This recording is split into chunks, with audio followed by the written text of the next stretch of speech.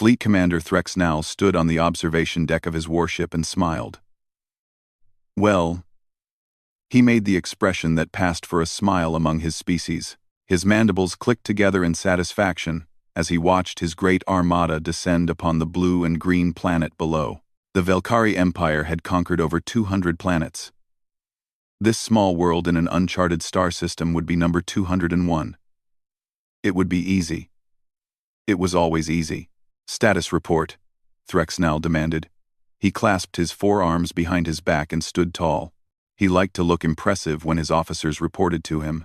Lieutenant Scrix hurried forward with a datapad. All invasion forces are proceeding as planned, Commander. We have deployed 15 ground divisions to the major population centers. Air support is in position. The orbital bombardment teams are ready if needed. And the natives? What resistance do they offer? Scrix made a dismissive gesture with his upper arms. Primitive, sir. They have launched some aircraft against us. Simple machines that burn chemical fuel. Our shields brush them aside like insects. They have also fired missiles, but none have penetrated our defenses. Threxnal nodded slowly. This was exactly what he expected. The planet had shown no signs of advanced technology when they first scanned it. No energy shields. No plasma weapons. No faster-than-light travel. Just a bunch of soft, two-legged creatures living in cities of stone and metal. What do we know about the species? He asked. They call themselves humans, sir. Bipedal mammals. They breathe oxygen and drink water. Standard carbon-based life forms. Nothing special about them at all. Scrix pulled up images on his datapad. They have divided their planet into many separate territories. They do not even have a unified government. They fight among themselves constantly. Pathetic, Threxnal said. A species that cannot even unite their own world has no hope against the Velkari Empire. He walked closer to the viewing window and looked down at the planet. From up here, it looked peaceful. Blue oceans covered most of the surface. Green and brown landmasses spread across the globe. White clouds drifted lazily through the atmosphere. It was actually quite beautiful, Threxnal thought. The Emperor would be pleased to add this world to his collection. Sir, another officer called out. Ground Division 3 reports they have entered one of the major cities. The humans are fleeing before them. Of course they are, Threxnal said. No primitive species can stand against Velkari warriors. The reports continued to flow in over the next few hours. Ground troops advanced through city streets. Human military forces attempted to fight back but achieved nothing. Their bullets bounced off Velkari armor. Their bombs barely scratched Velkari vehicles. It was less of a battle and more of a parade. Threxnal allowed himself to feel proud. He had commanded many invasions, but this one was going especially smoothly. Perhaps the Emperor would give him a medal. Perhaps he would be promoted to Grand Admiral. Commander, Scrix said, I am receiving reports of something strange. Strange? What do you mean? The humans are not surrendering, sir. Despite their losses, they continue to fight. Every city we enter, they resist. They set up barriers in the streets. They fire at us from windows. They attack our soldiers with hand weapons when their guns run empty. Threxnal waved a dismissive hand. That is not strange. Many primitive species struggle before they accept defeat. They will surrender soon enough. They have no choice. Yes, sir. Of course, sir. But Scrix did not sound entirely convinced. He returned to his station and continued monitoring the reports. In the corner of the bridge, a young officer named Quelix worked quietly at his navigation console. His job was simple. He plotted courses through space and made sure the fleet knew where it was at all times. It was boring work, but Quelix did not mind. He preferred boring work to dangerous work. As he ran his routine checks, something caught his attention.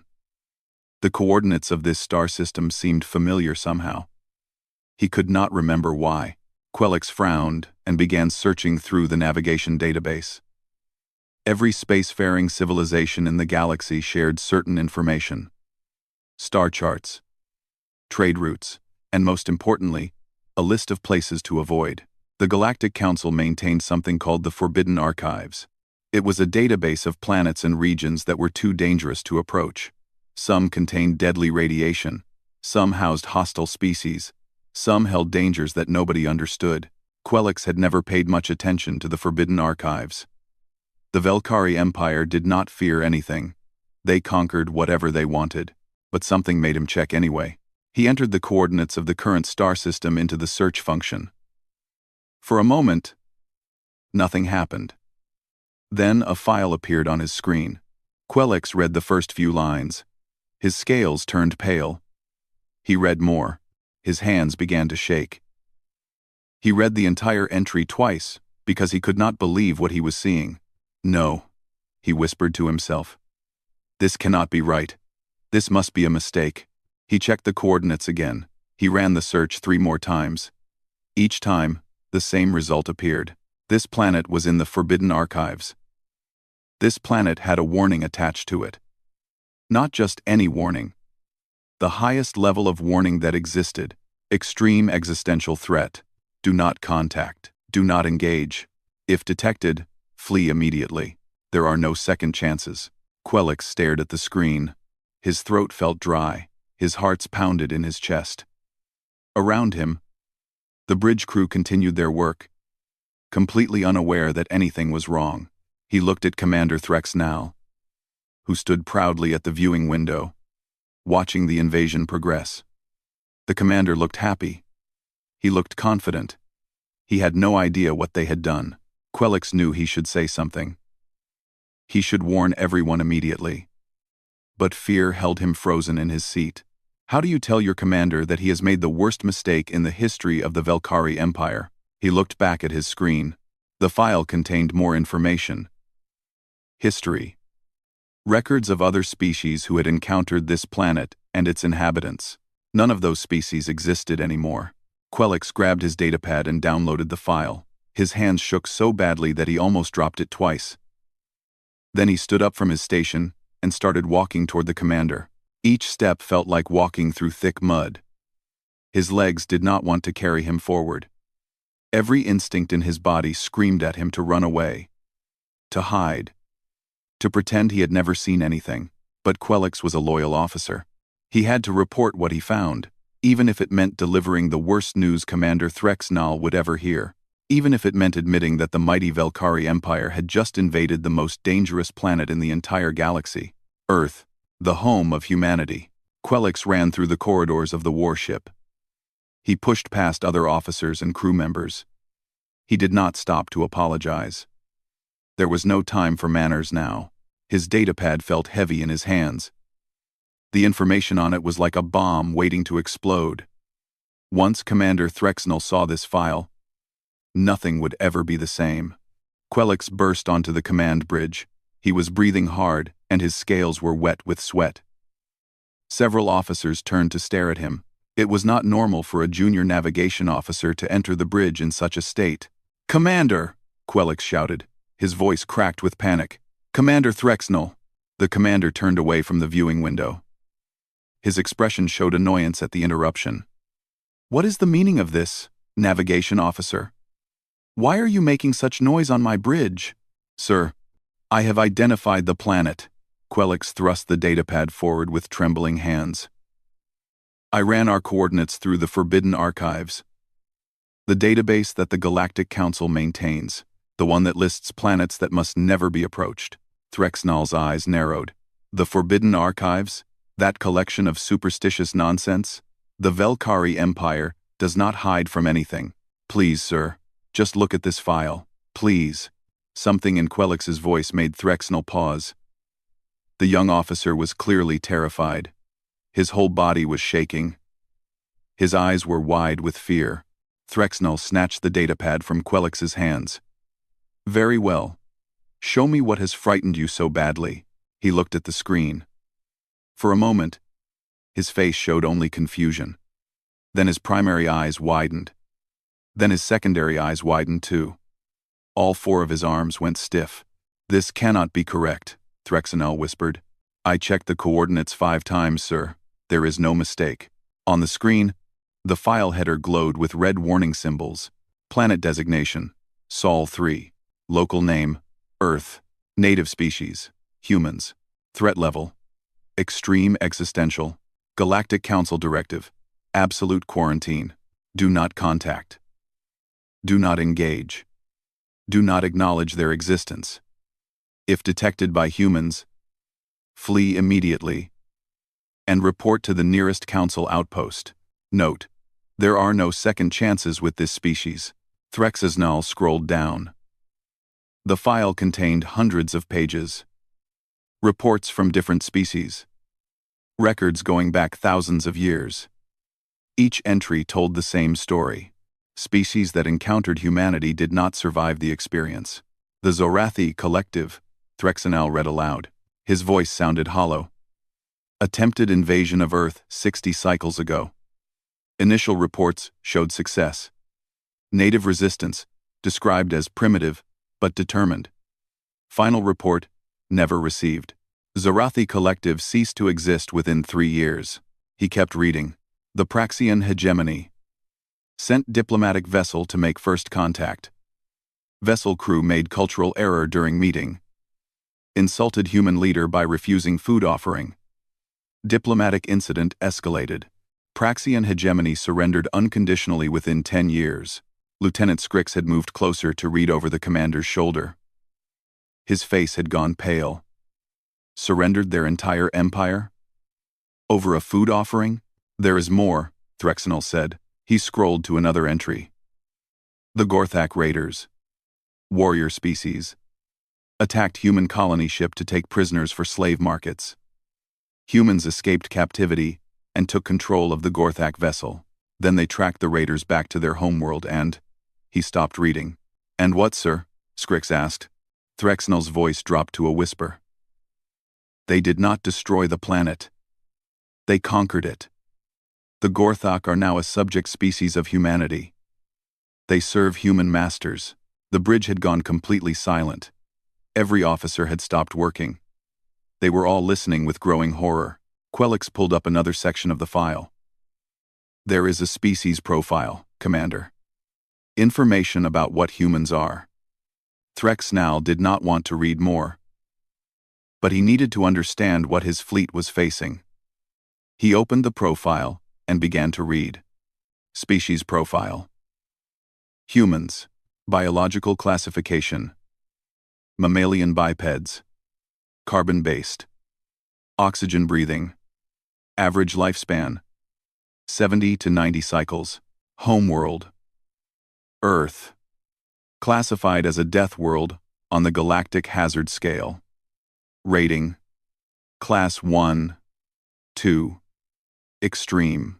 Death world, Scrix interrupted. Their own planet is trying to kill them? Quelix nodded. Earth has extreme temperature variations. Violent weather events. Predatory animals. Poisonous plants. Deadly diseases. The geological activity alone would make most species go extinct. Threxanal continued reading. Evolutionary background. Humans evolved as pursuit predators. They do not chase prey fast. They chase prey far. Humans will follow an animal for days without stopping, until the animal collapses from exhaustion. This has made them extremely resistant to fatigue. Physical capabilities. Humans can survive injuries that would kill most galactic species. They can lose limbs and continue fighting. They can be poisoned and survive. They heal from wounds at an alarming rate. They require sleep, but can function without it for extended periods when necessary. Psychological profile. Highly aggressive. Extremely territorial. Form intense loyalty bonds with family groups and social units. Concept of self-sacrifice. Deeply embedded in culture. Humans will die to protect others. They consider this honorable. Warning. Humans find enjoyment in conflict. They have created activities called sports, where they simulate combat for entertainment. They train in fighting techniques for pleasure. They compete against each other constantly. Technological note. Humans discovered nuclear energy. They then immediately built weapons with it. They have used these weapons on themselves. They destroyed 2 of their own cities with nuclear bombs to end a war against other humans. This species considers weapons of mass destruction to be acceptable tools of warfare. Threxnell set down the datapad. His hands were shaking. Around him, his officers stood in stunned silence. They used nuclear weapons on themselves, Skrik said slowly. What kind of species does that? A species that cares more about winning than surviving, Quelix answered. An explosion suddenly rocked the ship. Alarms began wailing across the bridge. Red lights flashed everywhere. What was that? Threxnell demanded. An officer ran to the tactical console. Sir, ground forces are reporting heavy casualties. The humans have organized a counterattack. Already? We have only been on the surface for 6 hours. They are attacking all our positions simultaneously, sir. They are using vehicles, aircraft, and infantry. They have artillery weapons targeting our landing zones. Another explosion hit the ship. This one was closer. Sir. The tactical officer's voice rose in panic. Human aircraft are attacking the fleet. They are using primitive missiles and bombs, but there are hundreds of them. Threxnell grabbed the edge of his command chair to steady himself. How is this possible? They were supposed to be primitive. They were supposed to be easy to conquer. Quelix pointed at the datapad. The file warns about this, sir. Humans respond to threats faster than any other known species. When attacked, they do not flee. They do not surrender. They fight back with everything they have. On the view screen, Commander Threxnell could see human aircraft swarming around his ships like angry insects. Small explosions dotted the hulls of several vessels. The shields were holding, but the sheer number of attackers was overwhelming. And far below, on the planet's surface, the greatest mistake in Velkari history was getting worse by the minute. The humans were coming, and they were very, very angry. The reports that flooded into the command bridge painted a picture of nightmare. Commander Threxnell stood at the center of chaos. Officers shouted information at him from every direction. Alarms screamed warnings. The ship shook, with impact after impact, as human weapons found their marks. Ground Division 7 has been destroyed, sir. Division 3 is surrounded. They are requesting immediate support. Air Support Wing unable to respond. Human aircraft have engaged all our fighters. Threxnell tried to make sense of what was happening. 6 hours ago, everything had been perfect. His invasion force had been unstoppable. The humans had seemed weak and primitive. Now his army was dying. Tactical officer, Threxnell shouted. Give me a full battle report. The tactical officer looked up from his console. His face was pale with shock. Sir, I do not understand what I am seeing. The humans are fighting in ways I have never encountered. I. Explain. They are using primitive weapons, sir. Projectile guns that fire metal bullets using chemical explosions. No plasma. No energy beams. Just small pieces of metal flying very fast. The officer swallowed hard. But they fire so many of them. And they never stop. They never run out. They just keep shooting. Our armor should stop primitive bullets. It does, sir, most of the time. But the humans have learned to aim for weak points, the joints in our armor, the visors on our helmets. And they have bigger guns too. Weapons that fire explosive shells. Weapons mounted on vehicles. Weapons hidden in buildings. Another officer ran up with a datapad. Commander, report from Division 12. Threxnell grabbed the datapad and read the message. His blood went cold. The report described a single human, just one. It had appeared from nowhere, wearing some kind of mechanical suit. The suit gave the human enhanced strength and protection. Division 12 had fired hundreds of shots at this human. The human had not stopped. It had walked straight through their defensive line, absorbing bullets like they were raindrops. It had torn through Velkari soldiers with its bare hands. When they finally damaged its suit enough to slow it down, the human had climbed out of the damaged armor and continued fighting with nothing but a knife. They had killed it eventually. But not before it had destroyed an entire platoon by itself. One human, Threxnell whispered. One human killed 30 of our soldiers. That is not the worst part, sir. The officer pointed to the final line of the report. Division 12 says the human was smiling the entire time. It was laughing as it fought, like it was enjoying itself. Threxnal felt sick. Lieutenant Skrix approached with more terrible news. Commander, I have been monitoring human communications. They are coordinating their attacks across the entire planet. Different nations that were fighting each other this morning are now working together against us. They united? In 6 hours? Yes, sir. And there is something else. Skrix looked disturbed. They are making jokes. Even as they fight and die, they are laughing and making jokes. I do not understand it. What species laughs during a battle? The answer came from Navigation Officer Quelix, who had been reading more of the Forbidden Archives file. Humans deal with fear through humor. Sir, the more scared they are, the more they joke. It is a coping mechanism. It keeps them calm and focused during moments of extreme stress. So they are afraid? Threxnal asked hopefully. Yes, sir. But fear does not make humans stop fighting. It makes them fight harder. The ship rocked violently. This time, the lights flickered. Direct hit to the outer hull, someone shouted. Section 7 reporting breach. How are their primitive weapons penetrating our shields? Volume, sir. They are hitting us with so many missiles that some are getting through. And they are learning. Each wave of attacks is more effective than the last. Threxnal turned to the view screen. He could see the planet below, now dotted with fires and explosions. His invasion force was down there, being torn apart by creatures that should have been easy prey. A communication request flashed on the main screen. Sir, we are receiving a transmission from the surface. It is coming from a human. Put it through. The screen flickered, and a human face appeared. It was a male, middle-aged, with short gray hair and hard eyes. Behind him, Threxnal could see the burning wreck of a Velkari transport ship. Hey there, space bugs, the human said. His voice was casual, almost friendly. Name's Colonel Morrison. U.S. Army. Just wanted to thank you for dropping by. Threxnal stared at the creature. It was covered in dirt, and what appeared to be purple blood. Velkari blood. And it was smiling.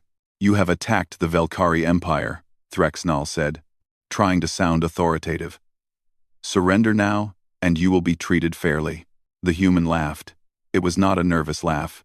It was the laugh of someone who had heard a good joke. Surrender? Friend, you just made the biggest mistake of your lives. The human leaned closer to the camera. See, we were getting pretty bored down here. Fighting each other all the time. Same old wars about the same old things. But you're something new. You cannot defeat us, Threxnal said. We have ships. We have technology beyond your understanding. Yeah, about that. The human held up a small device. It was Velkari, a portable shield generator. We've already started taking your stuff apart. Your tech is real interesting. Bit complicated, but we're quick learners. That is impossible. That technology took our species centuries to develop. Cool story. The human tossed the device from hand to hand. Our engineers say they'll have working copies inside a week. Maybe less if they skip the safety testing. Skip the safety testing? The human's grin widened. We're not real big on safety when we're in a hurry. More of a build it fast and hope it doesn't explode kind of species. An explosion sounded behind the human. He did not even flinch. Anyway, I just wanted to let you know what's coming. You attacked Earth. That means every human on this planet is now your enemy. Every soldier, every scientist, every factory worker. We're all coming for you. The human winked. And the fun part? This is actually bringing us together. Countries that have hated each other for centuries are working side by side right now. You've unified humanity.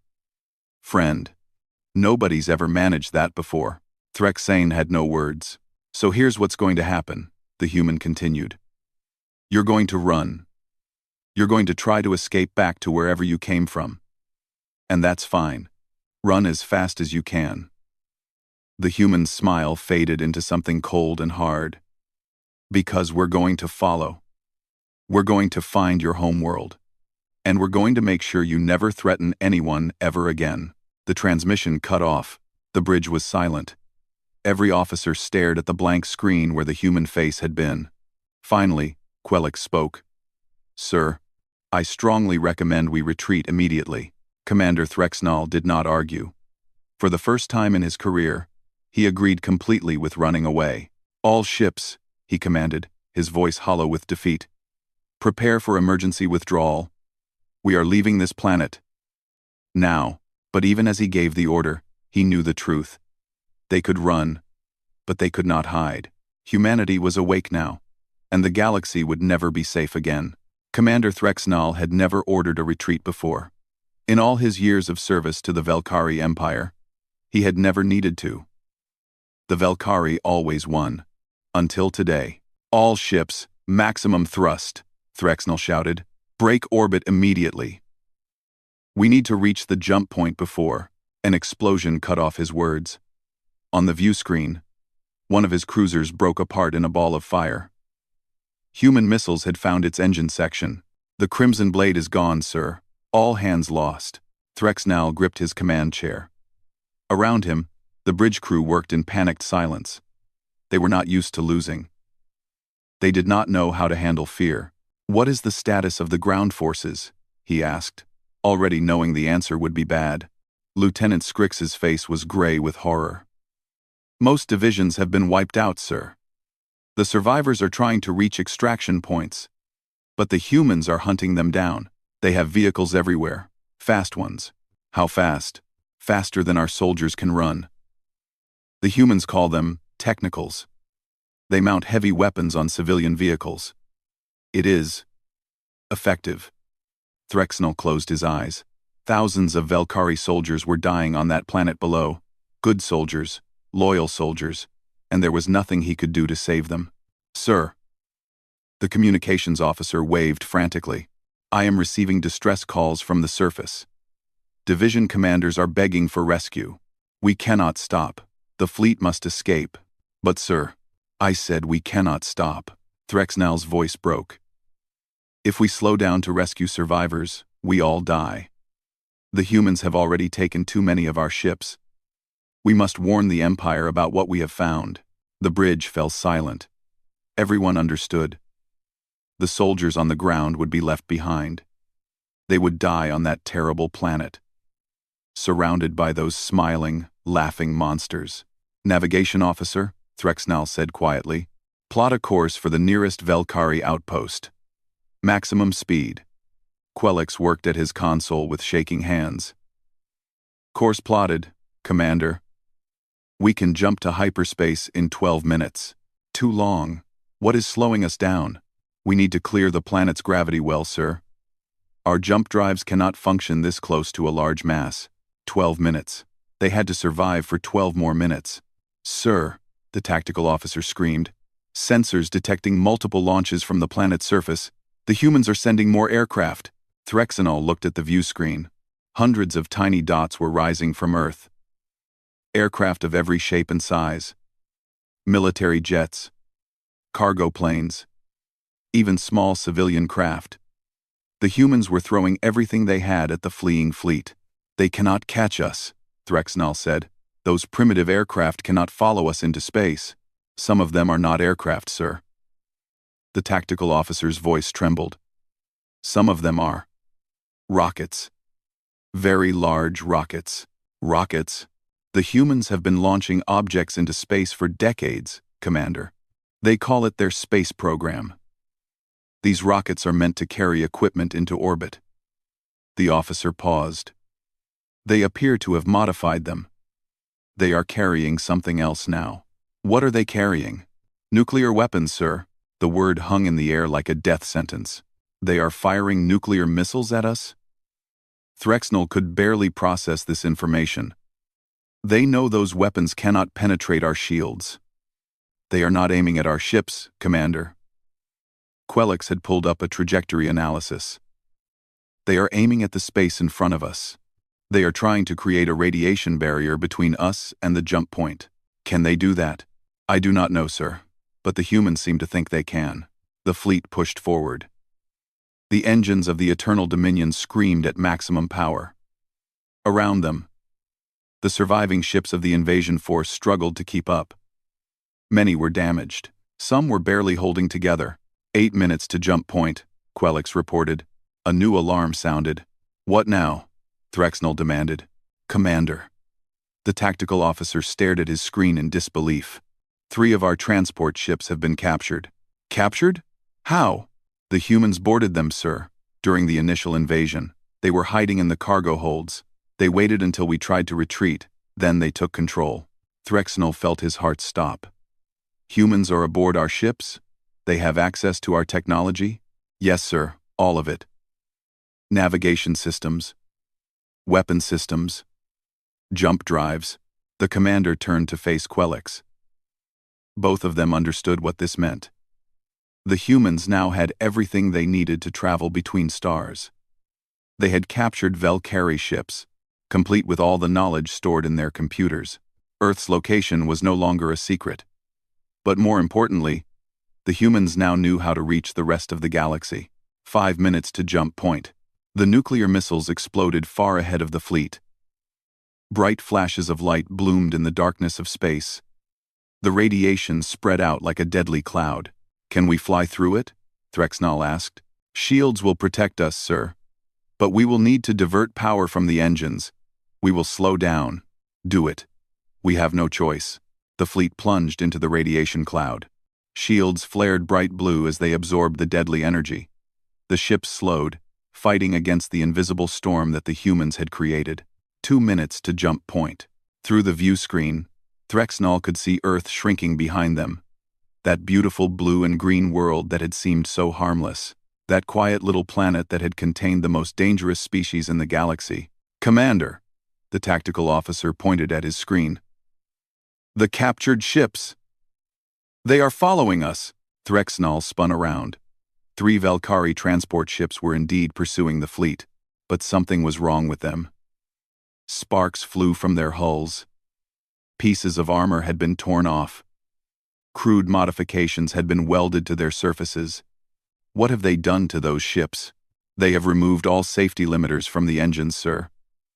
They are pushing the ships beyond designed parameters. The officer shook his head in amazement. Those ships could explode at any moment. Do they not care? Apparently not, Quelix muttered. A human voice crackled over the communication system. It was coming from one of the captured ships. Hey, Threx, that's your name, right?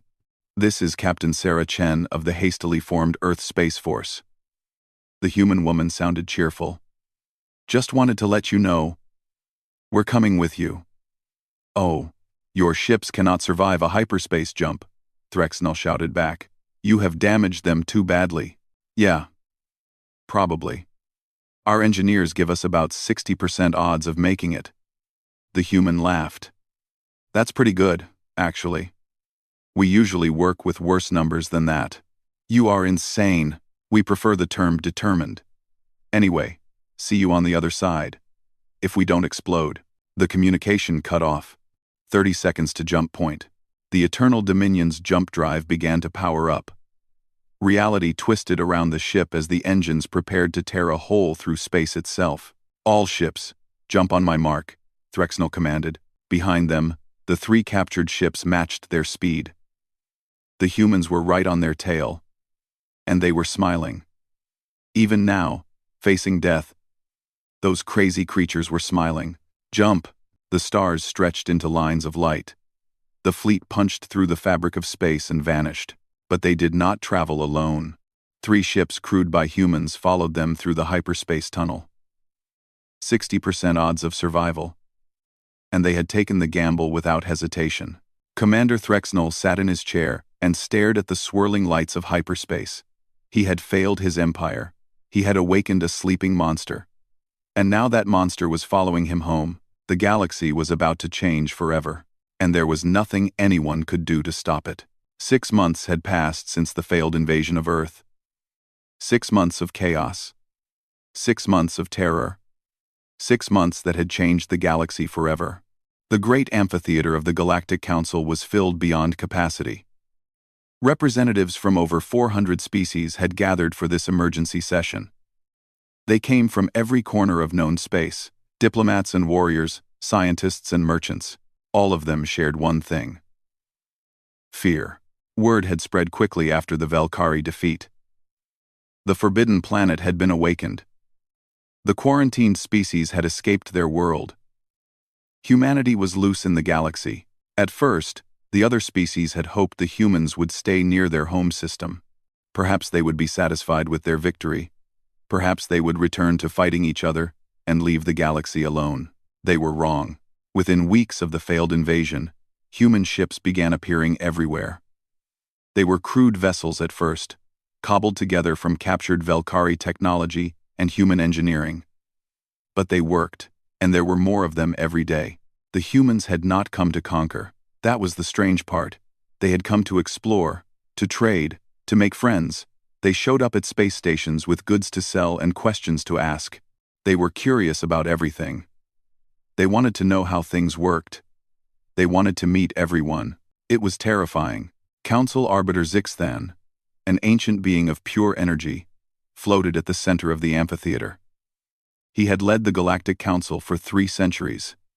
He had never faced a crisis like this. "Bring in the prisoner," he commanded. Guards escorted Commander Threxnell into the chamber. The former fleet commander wore chains on all 4 of his arms. He had been stripped of his rank and titles. He was now simply a criminal who had endangered the entire galaxy. "Commander Threxnell," the Arbiter said, "you stand accused of violating the quarantine protocol, of making contact with a forbidden species, of leading that species to the wider galaxy. How do you plead?" "Sing Zarli." Threxnell stood with his head bowed. "Guilty, Arbiter. I did not know. I did not check the archives before the invasion. The failure is mine. Your failure may doom us all," the Arbiter responded. "The quarantine existed for good reason. Every species that ever contacted humanity was destroyed or subjugated. You have unleashed them upon us all." "I understand, Arbiter. I accept whatever punishment." The massive doors of the chamber exploded inward. Every being in the amphitheater turned to look. Through the smoke and debris walked a group of humans. They wore what they called business suits, formal clothing that served as their diplomatic attire. At the front of the group walked a human female with dark hair and sharp eyes. "Sorry we're late," she announced. Her voice was calm and confident. "Traffic was terrible. Also, we stopped to help the Zarathi rebuild their fleet on the way here." "Nice people. Very grateful." The Arbiter flickered with agitation. "This is a closed session. You cannot simply walk in here. And yet, here we are." The human woman smiled. It was not a threatening smile. But somehow, that made it worse. "My name is Ambassador Elena Vasquez. I represent the United Earth government. We have some things to discuss." She walked down the steps toward the center of the chamber. Her human companions spread out behind her, carrying boxes of documents and strange devices they called laptops. One of them was setting up a table with cups and a large container of hot brown liquid. "What is that substance?" a nearby diplomat asked nervously. "Coffee," the human replied cheerfully. "Want some? It's good. Helps you think." The Arbiter tried to regain control. "Ambassador Vasquez, this council has not recognized your species. You have no standing here. You must leave immediately. Actually, we've reviewed your galactic charter. Lots of rules about trade and diplomacy and mutual defense. We have some suggestions for improvement." "Suggestions? Amendments? Updates? Call them what you like." The ambassador set the papers on the central podium. "For example, your rules say that any species capable of interstellar travel can request membership in the council. Well, we have interstellar travel now. Thanks to Commander Threxnell over there." Two. All eyes turned to the chained Valkyrie. He looked like he wanted to disappear. "Therefore," the ambassador continued, "humanity formally requests membership in the Galactic Council. We want a seat at this table. We want access to your trade networks and technology exchanges. We want to participate in your diplomatic forums. The Arbiter's energy form pulsed with disbelief. You attack our member species, steal their technology, and now you want to join us? We didn't attack anyone. We defended ourselves against an invasion. There's a difference. Ambassador Vasquez's voice hardened slightly. And we didn't steal anything. We captured it. In battle. That's called winning. A murmur ran through the amphitheater. Several species shifted nervously in their seats. Besides, the ambassador continued, her tone softening again, we're not here to make threats. We're here to make a deal.